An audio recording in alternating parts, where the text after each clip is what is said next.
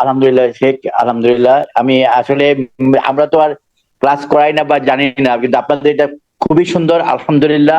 আমি বিভিন্ন কোর্স করেছি আমার মানে প্রফেশনাল সাইডে। জি, আমি নিজে একজন ফ্রিল্যান্সার, প্লাস আমি একটা অ্যাডমিনিস্ট্রেটিভ জব করি। সবই মাশাআল্লাহ। আলহামদুলিল্লাহ। এবং আপনি যে নামাজের কথা যেটা বললেন, আর আপনাদের যে ব্যাকরণের সাইডটা খুবই দরকার ছিল। অনেকে কোশ্চেন করে, তুমি তো ল্যাঙ্গুয়েজ শিখবা না, তুমি ব্যাকরণ দিয়ে কি করবা? কিন্তু জি, আমার কাছে মনে হয় এটা দরকার ছিল।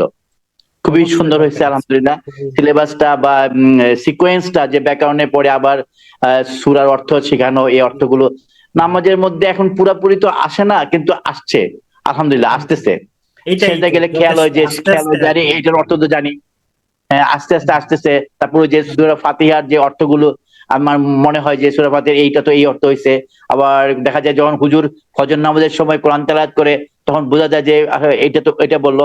আমি অবশ্য মিডল ইস্টে ছিলাম, কুয়েতে ছিলাম, কিছু কিছু ওয়ার্ড আমার মনে আসে। তো যার জন্য এটাতে আরেকটু সহযোগিতা হয়েছে আমার।